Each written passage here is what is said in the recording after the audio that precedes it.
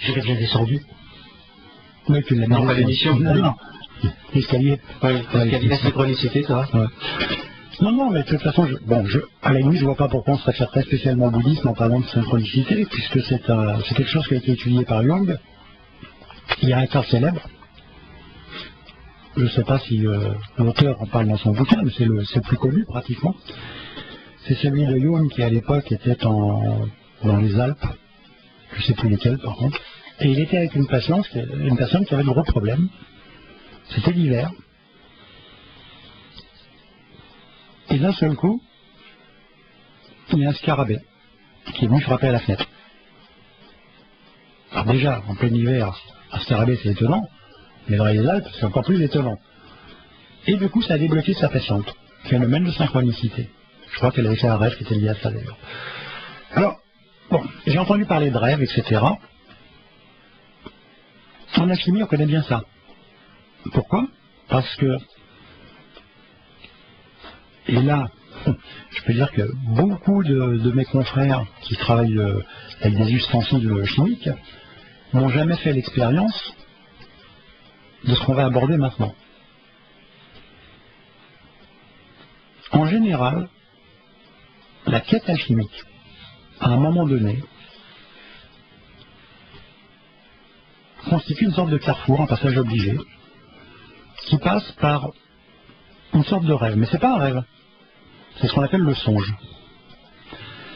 C'est entièrement différent du rêve. Un rêve, vous dormez.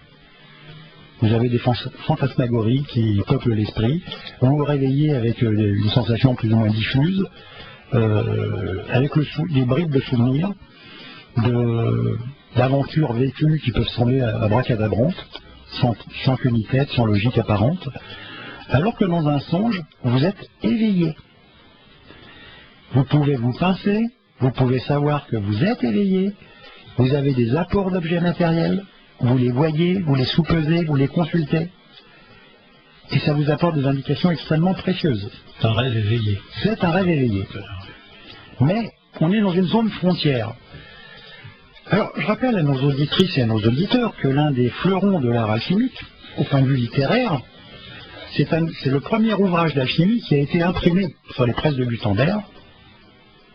Il a pour titre, je donne la traduction française, Le songe de Polyphile. Dans un deuxième temps, Shakespeare y fait allusion aussi, dans Roméo et Juliette. Rappelez-vous, Roméo rêve. En fait, il rêve pas, il songe. Il songe qu'il est empereur. Alors l'empereur, vous prenez le quatrième arcane du jeu de tarot, vous avez l'empereur. Et il a une position très particulière, l'empereur, dans le jeu de tarot. Il est assis d'une façon très originale, qui forme le chiffre, ce qu'on appelle le 4 de chiffre, le chiffre 4, qui était la marque des imprimeurs à l'époque, et de certaines corporations, notamment des constructeurs de cathédrales pour certains. Et ce 4 de chiffre, c'est le symbole de Jupiter, ou de Zeus. C'est le symbole de l'étain aussi. Et puisqu'on parle de Roméo et Juliette, rappelez-vous, Juliette, elle rêvasse à son balcon, et puis elle appelle Roméo ce pauvre pèlerin, le pauvre pèlerin. Or le pèlerin, c'est le nom qu'on donne au mercure, c'est-à-dire à l'esprit en alchimie.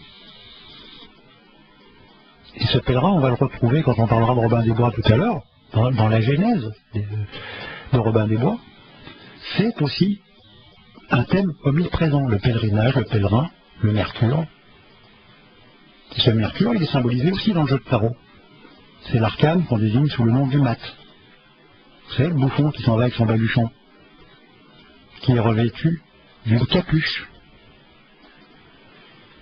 Et capuche, ça a donné le nom de Capulet, la famille de Juliette dans Roméo et Juliette. Et ça a donné aussi Capuchon, qui est l'étymologie du nom de Robin des Bois, Robin Hood. Hood, ça veut dire capuche. Et partant de là, vous allez voir qu'on va rejoindre aussi Pinocchio dont on parlait tout à l'heure. Et oui, parce que le trivial, ça fait partie des enseignements ésotériques. Tous les grands littéraires, tous les alchimistes ont toujours aimaient faire des concessions triviales. Ils se sont moqués un petit peu du lectorat, de l'Église, etc. Je pense notamment à Rabelais, qu'on mentionnait tout à l'heure, qui distribuait des couillons à la volée. D'où les couillonnades. D'où les couillonnades. Et quand il distribuait des couillons, Nerval, lui, qui était loin d'être un mauvais lecteur, a utilisé un syntagme dans un passage de ses livres. Il parle de la couille à cola. Alors, ça peut choquer, effectivement, on peut se dire, mais qu'est-ce qu'il a voulu dire par là? Lui, il a joué en fait sur le mot kalos, en grec, qui signifie qu'en fait, il se déclare totalement comme un amoureux du bon et du beau. Il était pythagoricien dans l'âme et platonicien. Donc il avait puisé dans la littérature ancienne, notamment chez les philosophes grecs, et c'est ce qu'il a voulu faire passer au prix d'une allusion triviale. Et on retrouve la même chose chez François Villon, avec son histoire de testicules.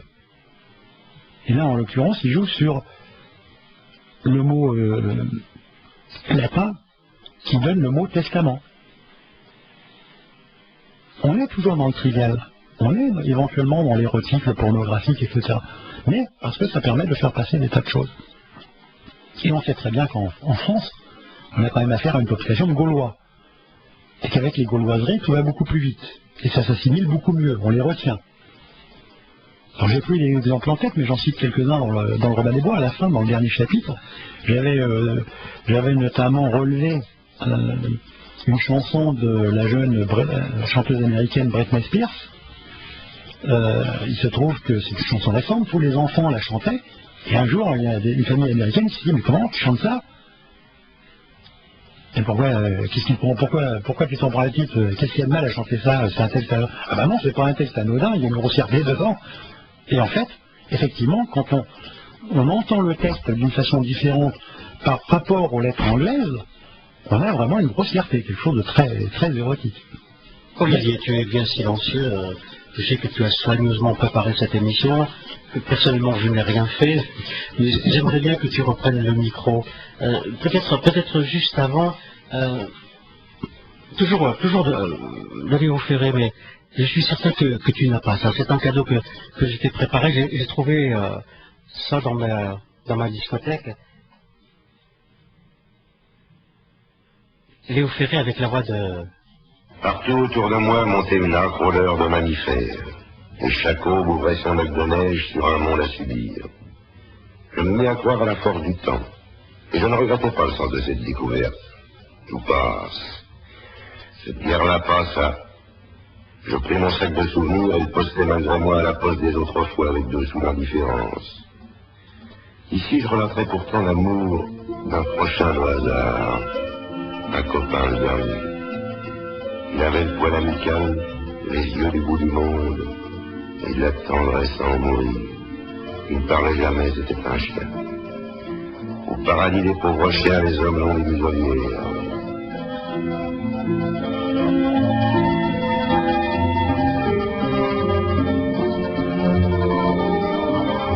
Tu savais que Gabin avait enregistré les pièces de Ferré? Je savais, ça a été republié, je crois, par Harmonia Mundi, il me semble.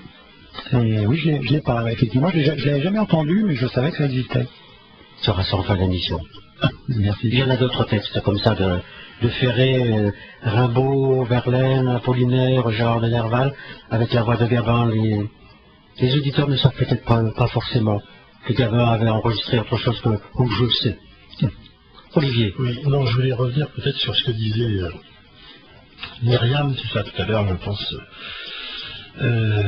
Toi d'écrire encore une nuit où je vais me coucher tard, c'est super. Dans sa première question sur l'alchimie, je me demande si finalement, ce qu'on peut aussi peut-être dire, c'est que, et là je pense que Richard sera d'accord avec moi, c'est que la quête alchimique, c'est aussi, bien sûr, enfin je pense que c'est comme ça que je le transpose et que je le verrai même à titre personnel, c'est aussi une quête de transformation intérieure. C'est-à-dire par la réflexion sur tout ce dont on a parlé, Il s'agit aussi d'une réflexion, philosophique sur la nature, et puis sur soi aussi, et sur la transformation de son regard par rapport au monde extérieur. Donc ça, c'est la voie vraiment, non pas opérative de creuser, dont on a parlé tout à l'heure avec l'or alchimique, même si aussi après que ça puisse paraître, justement, il y en a eu, il y en a peut-être encore, je ne sais pas, quelque part. Il y a des maîtres qui transmettent à leurs élèves, mais bon, je pense qu'effectivement, Richard évoquait tout à l'heure, je pense, ce qui correspond surtout à l'alchimie, dans le sens d'une tradition, hein, et effectivement, on peut parfaitement penser que ça peut être une voie de réflexion sur soi et de transformation intérieure d'une alchimie. Toi, personnellement, Olivier, qu'est-ce qui t'attire, au-delà de la personne de Richard Quétil, qu'est-ce qui t'attire dans cette quête? As-tu une quête, toi aussi? Oui, je pense qu'on en a tous une, forcément. Pas forcément. Non, pas forcément. Non, pas forcément. Non. Il y en a qui ne quittent rien. On a un tabou, mais c'est vrai qu'on est. Là, c'est le passage obligé, c'est le creuset. C'est-à-dire qu'au moment de la mort, de toute façon, ce qui n'a pas été épuré avant, ça va se solutionner à ce moment-là. C'est imparable. Lorsque tu utilises le verbe solutionner, je sens une petite allusion à quelque chose. Précis? Dans le mot solution. Non, pas vraiment. Solution, c'est peut-être résoudre quelque chose, oui. Mais c'est aussi une formule chimique. Oui. Une solution aqueuse, par exemple, une solution acide. Oui, mais de toute façon, à partir du moment... Tu sais, là, on va toucher l'un des grands secrets alchimiques. J'ai hésité un petit peu, j'en ai parlé un petit peu autour de moi. Olivier est au courant, parce qu'on en a parlé en privé. Il y a une formule qui est assez mal comprise, que ce soit dans les milieux alchimiques ou dans un milieu plus restreint qui est celui d'initiation dans les sociétés discrètes. Dans les sociétés discrètes, il y a un passage obligé qu'on appelle le cabinet de réflexion, qui consiste à mourir à soi-même. On passe bien par le stade de la putréfaction et de la réflexion. Et quand je dis réflexion, c'est à deux niveaux. C'est retour de la pensée et de l'esprit sur lui-même. Réflexe, ion. Ion, c'est violet, c'est la couleur de l'esprit. Il y a peu de gens qui comprennent ça quand ils subissent ce genre de cérémonie. En plus, ils ont sous les yeux tous les symboles alchimiques, hein, il faut le savoir. Et ils ont aussi sous les yeux un mot que les alchimistes utilisent pour désigner le mercure, le mercure des philosophes, mercure des sages, pour être plus précis, le dissolvant universel, si vous préférez, et c'est le mot vitriol. Et alors, si vous posez la question, tout le monde vous dira, bah oui, ce sont les initiales d'une phrase latine qui signifie « visite l'intérieur de la terre et en rectifiant tu trouveras la pierre ». Très bien, sauf que quand on a dit ça, on n'a rien dit. Et alors d'autres vont vous dire, mais si, c'est l'anagramme de l'or, il vit. Oui, il vit où? Dans le vitriol, dans le mercure, d'accord, ok. On parle d'or astral, en réalité. Hein.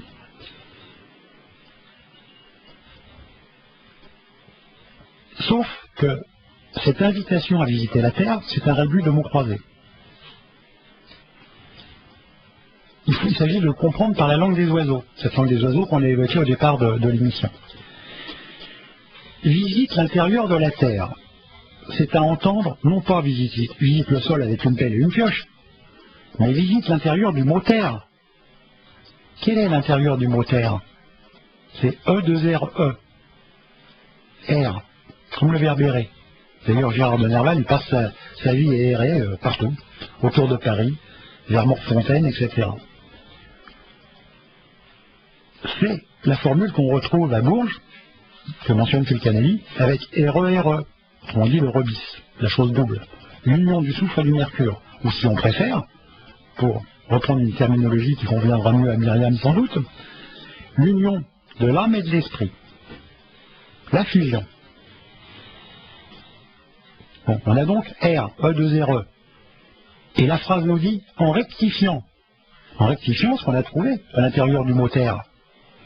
C'est-à-dire en prenant soit la lettre R, soit le mot A-I-R, R, tu trouveras la pierre. Moralité, où se tient la pierre?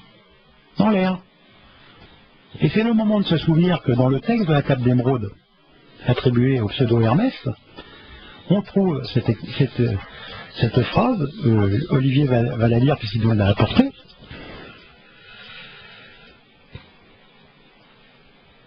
On peut lire tout le texte. Tu peux lire tout le texte si tu veux. Si, la table d'émeraude d'Hermès Trismégiste. Il est vrai, sans mensonge, certain et très véritable, ce qui est en bas est comme ce qui est en haut, et ce qui est en haut est comme ce qui est en bas, afin que les miracles d'une seule chose. Et comme toutes les choses ont été et sont venues d'un, par la méditation d'un, ainsi toutes les choses ont été nées de cette chose unique par adaptation. Le soleil en est le père, la lune en est la mère. Le vent l'a porté dans son ventre, la terre est sa nourrice. On s'arrête là quelques instants. Le vent l'a porté dans son ventre. C'est bien ce que dit. Le Père de tout l'établissement du monde est ici. Sa force ou puissance est entière, si elle est convertie en terre. Tu sépareras la terre du feu, le subtil de l'épée, doucement, avec grande industrie. Il monte de la terre au ciel et de rechef il descend en terre et il reçoit la force des choses supérieures et inférieures. Tu auras par ce moyen la gloire de tout le monde et pour cela toute obscurité s'enfuira de toi. C'est la force forte de toute force car elle vaincra toute chose subtile et pénétrera toute chose solide. Ainsi le monde a été créé. De ceux-ci seront et sortiront d'admirables adaptations, lesquelles le moyen en est ici. C'est pourquoi j'ai été appelé Hermès Trismégiste, ayant les trois parties de la philosophie de tout le monde. Ce que j'ai dit de l'opération du soleil est accompli et parachevé. Ce texte reste quand même très hermétique, si j'ose dire. C'est moins qu'on puisse dire. Mais en écho à un autre message de Myriam que je vous lis, qui vous écrit, je ne suis pas épouvanté par la mort. Je suis confronté à elle continuellement par mon métier qui est d'aider à survivre les personnes atteintes d'un cancer. Donner rendez-vous avec la vie à mes patients est donc mon objectif premier, qui se double parfois hélas du devoir de les aider à mourir paisiblement. Voilà peut-être pourquoi la vie est pour moi plus créatrice que la mort. Mais si vous tenez absolument à aller dans la concentration sur la mort, pourquoi ne pas nous parler de la purification de l'âme par les forces de l'esprit? Et Myriam me conclut, c'est la dernière perche que je vous tends. Il faut que le petit oiseau se pose dessus. C'est mignonne, hein. C'est la dernière, hein. Ouais, tu sais, il y a plein de gens qui disent je ne boirai plus de ton eau. Non, je croyais qu'elle devait aller se coucher, mais écoute encore. J'aimerais bien que Myriam nous explique ce que sont les forces de l'esprit. Hein. Oui, moi aussi. Voilà. J'ai besoin d'une petite précision avant de répondre, mais je répondrai très volontiers. Donc si Myriam est toujours à l'antenne, eh bien qu'elle précise un petit peu ce qu'elle entend par cette formulation, et moi je me ferai un plaisir de lui répondre. Formulation et pourquoi ne pas nous parler de la purification de l'âme par les forces de l'esprit? Non, mais qui sont les forces de l'esprit, Myriam? Hein, ça nous rappelle le discours d'un président de la République à la fin de sa vie qui écrivait, ça n'était pas de lui, je crois aux forces de l'esprit. Oui, parce qu'il avait fréquenté Guiton. C'est pas aller très loin. Hein. Avec toutes les saloperies qu'il avait à se reprocher, quand même, à mon avis, je me ferais Paix à son âme, hein. Paix à son âme. Oh oui, mais tu sais, tout se paye dans l'existence. Sur ce plan-là ou sur un autre. Même mort? Même mort. Même Pour mort. revenir à la question d'Olivier. Laquelle? C'est vrai que tu n'as pas posé de question, Olivier. J'en ai pas posé, mais parce que Tu vois, je suis bien, hein, quand même. Je décroche pas. on a été interrompu par autre chose. Oui, il y en a une, ça a été évoqué, je crois que c'était encore par Myriam, la question effectivement de l'immortalité, et c'est vrai que dans ce qu'on dit... Dans l'immortalité, c'est Mézig qui a posé la question concernant l'immortalité. D'accord, Hein? contact. En tout cas, est-ce que finalement, parce que c'est un peu comme pour l'histoire de l'or alchimique, souvent effectivement dans les idées communes qu'on a sur l'alchimie, on parle effectivement d'un sorte d'élixir qu'on appelle la manne, ou je ne sais plus, quelque chose comme ça. Je sais pas, et qui, comment dire, effectivement, serait l'autre axe, si j'ose dire, entre la transmutation pour l'or, serait effectivement l'autre aspect qui serait donc de produire une sorte d'élixir de longue vie. Voilà. Alors, Richard nous a dit que c'était, comment dire, pas dans ce sens-là qu'il fallait le voir, mais là encore, qu'est-ce qu'il en est, ou est-ce qu'on a eu à un moment donné, dans les temps reculés, encore une fois, qu'est-ce qu'il en est de cette question finalement quand même de cette quête, quand même, ce qui est une quête quand même des hommes de l'immortalité. Réponse de Myriam par rapport aux forces de l'esprit que j'évoquais tout à l'heure. Myriam écrit, ça c'est définitif, si vous doutez de ces forces, alors je vais me coucher, car nous ne sommes pas sur la même longueur d'onde, très amicalement, quand même. Non, mais je lui demande simplement de préciser sa pensée, c'est tout. Je ne dis pas qu'on n'est pas sur la même longueur d'onde, je ne sais pas. Tant qu'elle n'a pas précisé... En tout cas, elle est sur Internet et nous émettons également sur 98 FM. Elle précise ce qu'elle entend par là. Moi, je réfute rien, je crois évidemment aux forces de l'esprit, puisque je les utilise. Pas dans le domaine de l'alchimie, pour autant que je le sache, je dis bien pour autant que je le sache, mais dans un domaine qui est lié justement à la santé. Et moi, je ne suis pas dans le corps médical, ni dans le milieu des infirmières ou des gens qui s'occupent de patients dans un milieu hospitalier qui sont en fin de vie. Mais j'ai eu l'occasion de m'occuper de gens qui étaient gravement atteints, effectivement. Donc les forces de l'esprit, on les utilise, je sais comment ça fonctionne, on pourra en discuter si elle le souhaite, ou on n'est pas très loin de l'esprit. Non, parce que Myriam n'est pas dans les questions, elle est dans le elle est dans le jugement, voilà, elle n'est pas en accord avec toi, on va pas passer toute la nuit à se prendre la tête et à se prendre le chou. Il est important de... Ça serait bien si elle pouvait appeler le 01 34 12 12 22, mais elle va me répondre, et non, je ne peux pas appeler, mais si vous avez Internet, obligatoirement vous avez le téléphone, Myriam. Et non, le numéro n'est pas surtaxé. En plus. On aura plaisir à vous entendre. Alors pour revenir aux questions posées par Olivier. Oui, alors, il faut déjà savoir que, en fait, quand on parle de pierre, il y en a 3. Dans les textes, c'est pas toujours très clair, mais il y a 3 pierres. Il y a à proprement parler la pierre philosophale qui est la fin du processus. On l'a décrit comme un cristal, etc. Je dirais que les descriptions ne sont pas très détaillées, très précises, mais bon, les auteurs la mentionnent un petit peu. On a ce qu'on appelle l'élixir, qui lui va permettre... Alors, j'ai lu des choses aussi dernièrement sur des forums, on disait, contrairement à ce que pensent les gens, ça ne permet pas de soigner les hommes, ça permet simplement c'est seulement applicable au végétal. Ce qui n'est pas vrai, apparemment, ça fonctionne avec les hommes pour autant que je le sache. Bien pour autant que je le sache. Il y a un cas d'ailleurs qui est référencé au XVIIe ou XVIIIe siècle, je ne sais plus exactement. Les 2 valets qui discutaient ensemble, il y en a un qui avait trouvé des choses un peu bizarres dans un labo, il l'avait bu. Le deuxième était un peu plus prudent, il en avait bu qu'un tout petit peu. Quand le premier qui avait bu beaucoup est reparti avec sa maîtresse, il a été pris de frisson, etc. Aussitôt, elle l'a reconduit de là où elle venait pour le faire soigner. Il s'en est sorti. Malheureusement, le type qui en avait ingurgité une grosse dose est mort.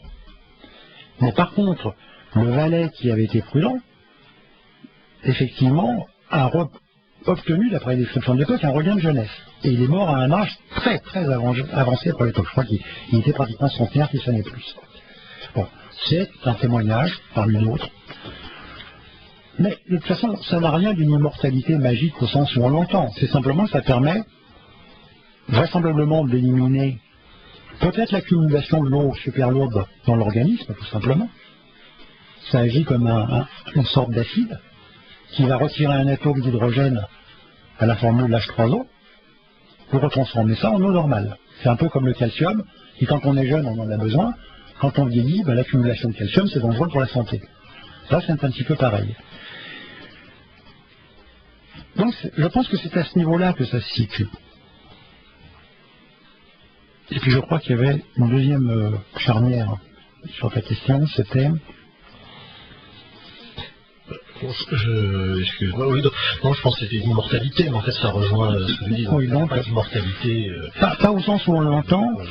je dirais que c'est la possibilité de passer d'une illusion de vie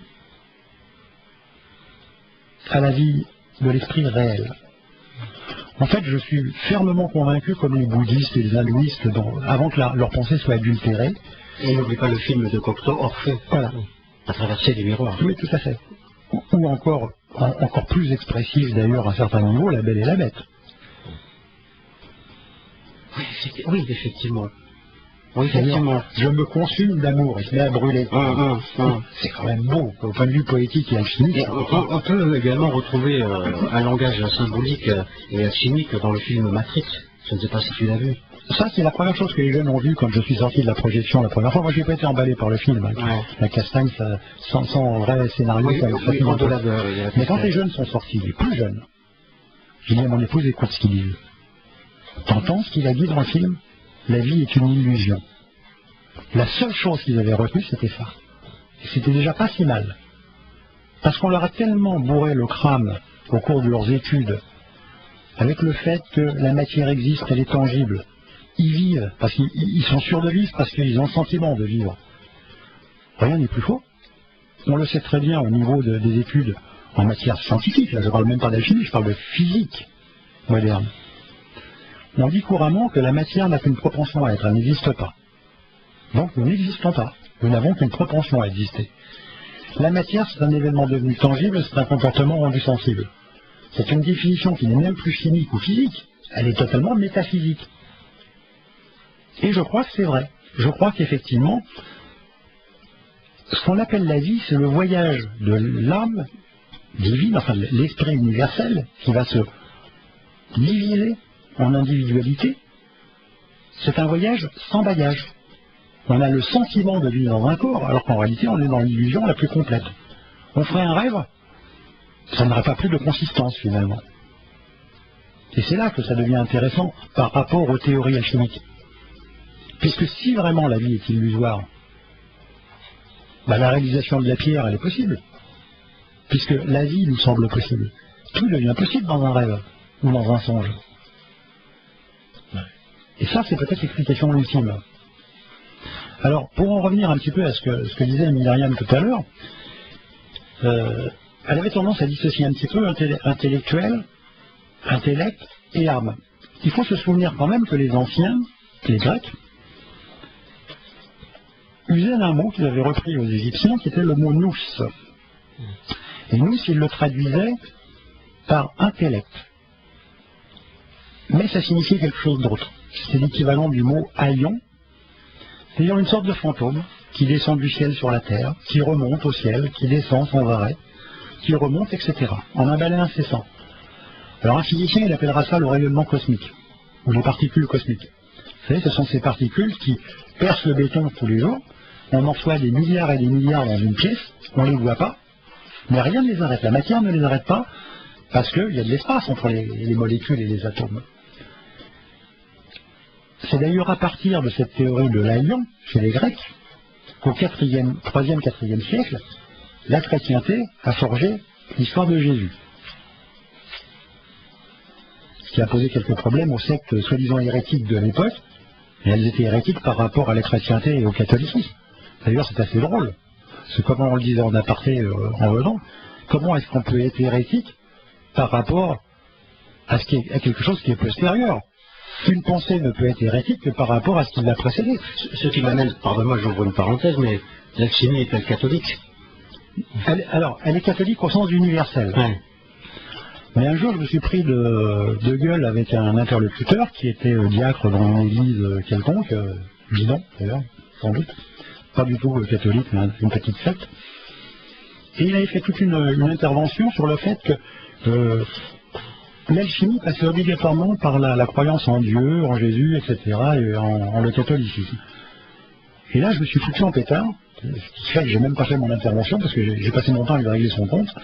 Je lui ai dit, mais attendez, si je vous comprends bien, À ce moment-là, si on est dans une optique de rédemption, ce qu'il acceptait comme théorie au départ, ça veut dire que tous ceux qui ne sont pas catholiques ou qui ne croient pas en sont privés. Ce qui est aberrant.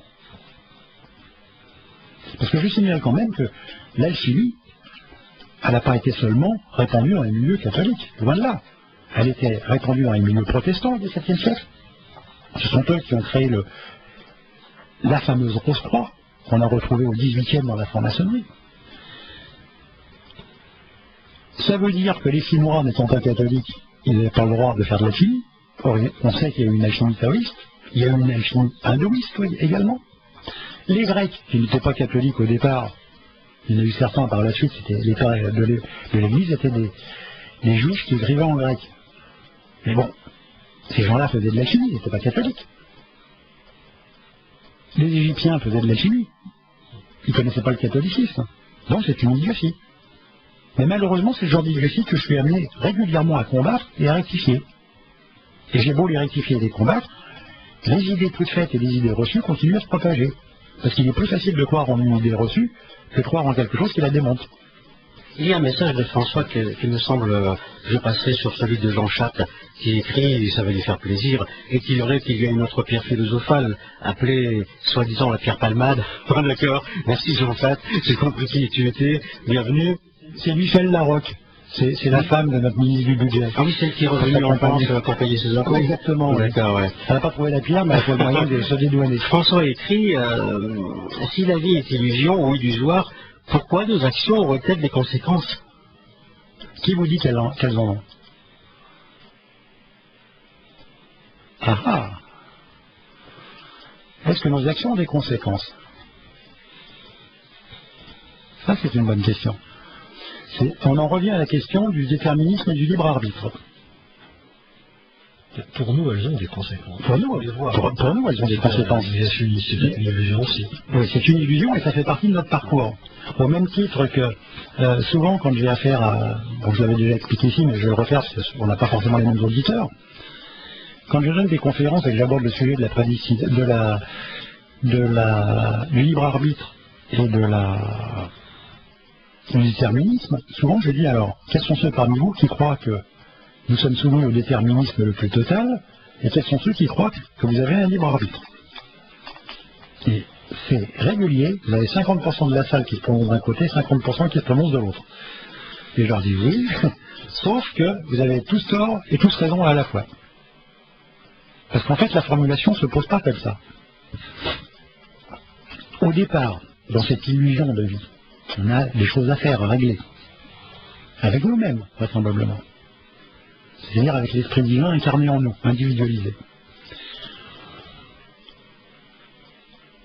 À partir de ce moment-là, on a un choix de vie, où on se comporte comme des salauds, on écrase l'autre, on pense qu'il y a gagné du fric, etc. On est dans une démarche de bulldozer. J'amasse, c'est vrai, j'en ai rien à foutre, je vis, et je profite. Ou alors on décide de mener une vie un petit peu plus responsable vis-à-vis de son entourage, vis-à-vis de la nature, des autres, donc de soi-même. Auquel cas, il semblerait quand même que ce soit une façon de vivre un petit peu plus honnête. À un moment donné, se substitue à ce libre arbitre la notion de grâce, celle évoquée par Pascal. C'est ce que les alchimistes appellent le donum Dei, le don de Dieu. C'est la grâce qui prend le relais. Elle te dit c'est bien, d'accord. Tu as fait un effort, tu as travaillé sur toi-même, tu as essayé de purifier ton âme. En récompense, je t'accorde cette grâce. Partant de là, c'est un cadeau. Est-ce qu'on va de nouveau avoir recours au libre arbitre? Ce serait stupide. Qui a déjà vu qu'on refusait un cadeau au prétexte qu'il était trop beau? Donc la question ne se pose pas en termes de libre arbitre ou de déterminisme. Il y a libre arbitre à un moment donné, et il y a le déterminisme qui prend le relais pour le meilleur. Mais là encore, on est toujours dans un monde d'illusions, peu importe. L'important, c'est justement que l'âme puisse progresser. Elle retourne vers vers son caractère divin. En fait, c'est ça. C'est ce qu'on fait en alchimie quand on prétend qu'on travaille les métaux. Ils sont morts, comme la Belle au bois dormant, parce qu'on parlait de Comte tout à l'heure. À un moment donné, cette Belle au bois dormant, le prince charmant la réveille. Le prince charmant, c'est l'alchimiste. C'est-à-dire, qu'est-ce qu'il va faire? Les métaux étant morts par l'industrie des hommes, quand on les tire comme les minéraux, quand on les tire de la grotte, il s'agit de leur redonner vie. Et pour leur redonner vie, qu'est-ce qu'on va faire? On va faire redescendre en eux l'esprit. Cet esprit qui est la vie. Sans esprit, il n'y a pas de vie. Je vais prendre un exemple qui a trait, encore une fois, à la naissance et à la mort, qui sont les deux pôles de l'existence humaine. À la naissance, qu'est-ce qui se passe? Il y a descente de l'esprit dans le fœtus. Alors, il y a des écoles qui s'affrontent. Il y en a une qui, moi, me semble plus intéressante au niveau de la vérité. C'est celle qui, d'ailleurs, qui combattait à l'époque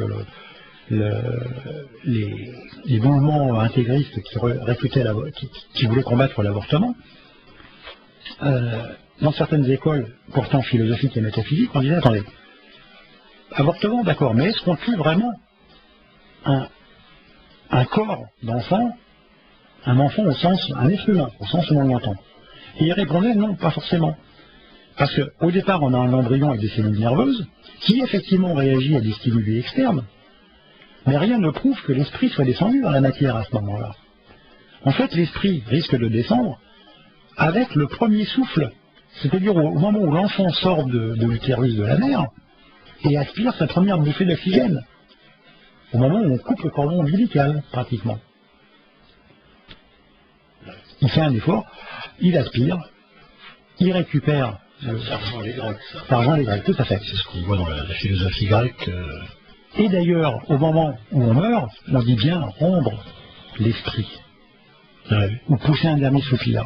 On restitue l'esprit qui nous a été prêté par Dieu. Et là, je pense qu'avec Myriam, on sera d'accord sur ce point-là. On retrouve cette formule Père, je remets mon esprit entre tes mains. Exactement. D'ailleurs, j'étais juste en train de penser à la messe des catholiques. Quand arrive la fin de la messe, le prêtre dit Ite missa est. Nous sommes d'accord. Peut-on parler à propos de la messe D'alchimie? D'alchimie. Tout à fait. C'est un rituel alchimique. On lit sous la plume d'Albert le Grand, qui était un maître de l'Église, canonisé quand même, auteur d'un traité d'alchimie. Alors je sais bien qu'il y a des gens qui réfutent qu'il soit l'auteur du traité. Généralement, tous les gens qui sont plutôt cathos pratiquants, ils disent « mais il n'a jamais écrit un traité, on l'a mis sous son nom ». Ben, toujours est-il que dans ce traité qui soi-disant est mis sous son nom, on lit cette phrase qui est péremptoire. Si ce qu'on a appelé transsubstantation, on l'avait appelé transmutation, ça aurait été beaucoup plus simple et tout le monde aurait compris. La meilleure preuve, c'est que jusqu'au XIVe siècle, le petit peuple, qui était soi-disant très ignorant au Moyen-Âge, eh ben, il n'a jamais appelé Jésus autrement que la pierre philosophale. Eh oui. D'ailleurs, si vous allez à Saint-Méry, il y a un beau vitrail au fond, où on voit Jésus avec une robe pourpre. C'est le symbole de l'œuvre rouge et de la pierre philosophale. Et c'est le moment où il ressuscite. Après sa descente aux enfers pendant 3 jours, enfin 3 mois symboliques. On parlait donc de processus chimiques Alchimique. dans cette messe. Alchimique. J'ai retrouvé sur le net une messe dédiée à Ladislas, roi de Hongrie et de Bohême. Peut-être es-tu au courant, Richard. Processus chimique, introduite du vitriol et du sel vitreux en parts égales, rendant témoignage de la solution, gloire au Père et au Fils par le Saint-Esprit. Nous sommes dans la Trinité. Exactement. D'ailleurs, le nous ou l'aion des Grecs, c'est devenu sous la plume des pères de l'Église, l'Esprit Saint, le Saint-Esprit. Les alchimistes du Moyen-Âge disaient Spiritus Mundi, l'esprit du monde. Je vous ferai observer d'ailleurs que la première lettre de Spiritus, c'est le S. La lettre de Mundi, c'est le M. Soufre et Mercure. Ce sont les initiales affectionnées par Jules Verne dans ses romans. Michel Strogoff, Mathias Sandorf, et j'en passe et des meilleurs. J'ai retrouvé quelques passages de cette messe. Kyrie, source de bonté, inspiratrice de l'art sacré, de ce qui procède de toute bonté pour les fidèles, eleison. Ô Christ, ô Sanctissimé, pierre bénite de l'art et de la science, toi qui, pour le salut du monde, inspira la lumière de la science, pour extirper le turcoman, Eleison. Kyrie, ô divin feu, aide nos poitrines, afin que pour ta louange, nous puissions pareillement épandre les sacrements de l'art, Eleison, etc., etc. Faites des recherches, hein, si vous tapez simplement sur un moteur de recherche, messe alchimique. Nous y sommes en plein dedans. Mais c'est en ça que Internet est très intéressant. Il ne faut pas tout prendre sur les lettres, il faut trier le bon grain et du vrai. Donc il faut avoir une excellente culture en général pour savoir ce qui peut être vrai ou ce qui est des gens des faux aussi. Je mets toujours en garde les plus jeunes contre ça, mais je leur dis, ayez une bonne culture, faites preuve de discernement, et là vous aurez un outil très très performant. Au moment de l'Eucharistie, n'est-ce pas une forme de transmutation? C'est la transmutation. Alors, le problème c'est de savoir, est-ce que c'est l'Église qui a créé une religion à partir de théories alchimiques, ou est-ce que ce sont les alchimistes qui ont emprunté en guise de véhicule les rituels catholiques? Je dirais qu'il y a un peu des deux. Il y a un peu des deux, tout en précisant quand même qu'à l'origine de toute chose, avant toute religion, il existait l'alchimie. Ce qui veut dire que tout ce qui a été créé après, littérature, peinture, les arts en général, les philosophies, les mythes, les légendes et les religions qui sont des mythes plus ou moins modernes, ce ne sont que des véhicules hermétiques. D'ailleurs, si vous prenez l'Ancien Testament, c'est-à-dire la Torah, chapitre par chapitre, chaque petite histoire est un passage de l'œuvre alchimique, à condition de savoir manier et l'hébreu ancien, et la lecture en langue des oiseaux ou en kabbale hébraïque, ce qui revient un petit peu au même à certains niveaux, bien que dans certains milieux on fasse la différence entre les deux, entre la kabbale phonétique ou solaire et la kabbale hébraïque, mais en fait, le fonctionnement est le même, hein, puisque les kabbalistes fonctionnaient avec la gématria notamment. Mais là où c'est très difficile de s'y retrouver, c'est que les phases de l'œuvre sont un petit peu mélangées dans la Bible, comme dans les textes hermétiques d'ailleurs. En outre, il y a beaucoup de personnages. C'est comme si on lisait l'annuaire des téléphones un peu. Hein. Donc savoir qui est qui est quoi, où est le sel, où est le soufre, où est le mercure, c'est un peu difficile. Comme chez les Grecs d'ailleurs, ou chez les Égyptiens. On a un panthéon de dieux. En fait, toutes ces religions étaient monothéistes, contrairement à ce qu'on raconte. Leur déesse et leur dieu, père et mère, représentaient toujours le soleil et la lune. D'où le texte de la table d'émeraude. Le mérite de la religion chrétienne et catholique par la suite, c'est d'avoir simplifié l'exposé. C'est-à-dire qu'on a eu un exposé qui est devenu linéaire. On n'avait plus un panthéon de dieux et de déesses qui se ramifiaient tous en déesse lune des moissons, déesse lune de l'hiver, déesse lune de l'automne, etc. On avait une Vierge minérale, la Vierge Marie, fécondée par le Saint-Esprit, sans l'intervention d'un mari. C'est le processus de la création de la pierre philosophale. Elle naît sans... Alors, c'est un petit peu différent dans le processus alchimique, parce qu'on dit bien que la pierre, les mythes grecs à ce niveau-là sont un peu plus parlants, notamment avec le mythe d'Athéna. Elle naît du crâne de Zeus, sans l'aide d'une mère, sous l'influence de Vulcain, du marteau de Vulcain, qui est le feu secret en fait. Et donc on a cette Vierge qui est fécondée par le Saint-Esprit qui va accoucher de l'embryon de soufre, qui est Jésus, qui va devenir la pierre philosophale. Puisqu'en fait c'est l'embryon de soufre, c'est l'une des trois pierres dont je parlais tout à l'heure, qui est issue du mercure, le mercure étant féminin,